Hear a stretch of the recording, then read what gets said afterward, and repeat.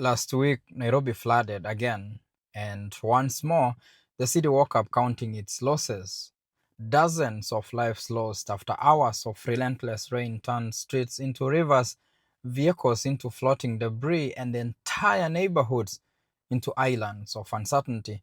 Families trapped, roads submerged, and flights disrupted. A city paralyzed overnight. But here is the uncomfortable truth.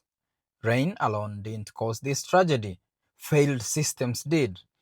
Because when a city floods this predictably, this repeatedly, and this devastatingly, we have to stop calling it a natural disaster. This is indeed a governance disaster.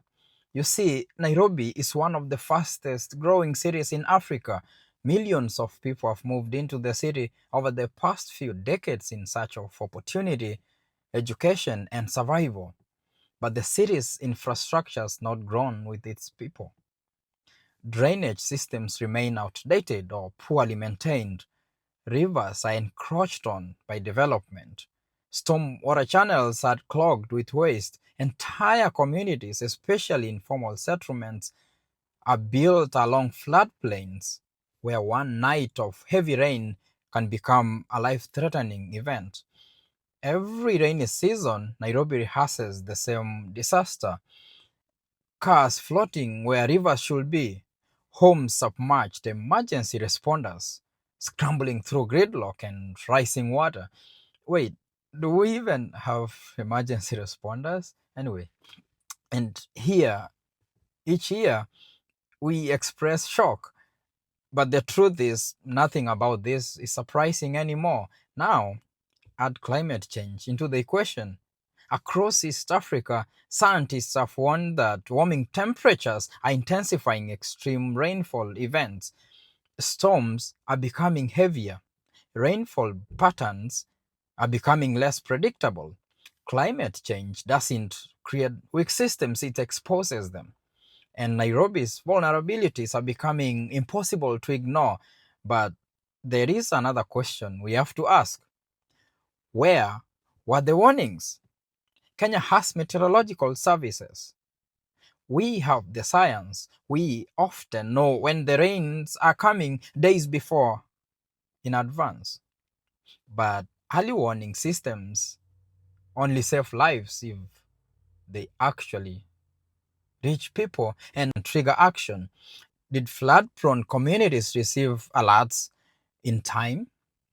Were evacuation plans activated?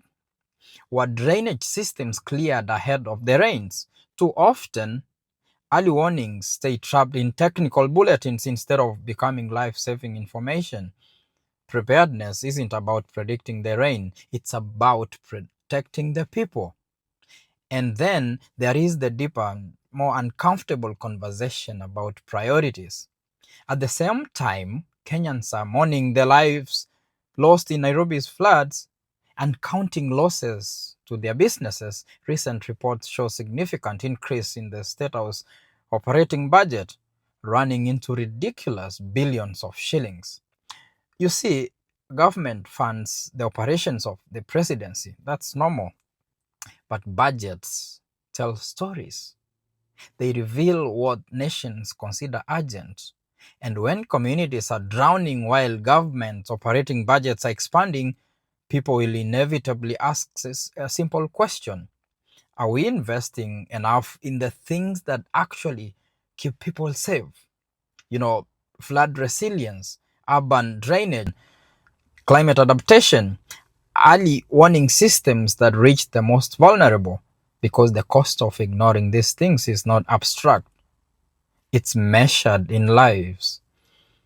What happened last week in Nairobi is not an isolated tragedy. It is a part of a pattern, a warning about the future of rapidly growing cities in a warming world, a future where climate change collides with weak infrastructure, a future where poorest communities bear the heaviest burden. But it doesn't have to be inevitable. Cities can redesign drainage systems. Governments can invest in flood resilience. Early warning systems can reach the people who need them the most. The question is whether we'll act before the next storm arrives. Because if we don't, the next rainy season will come and the same images, the same outrage, and the same funerals will be seen. Only the names of the victims will be different. Is that what we want? I'm Omesa Mokai, and this is the Climate Voices podcast.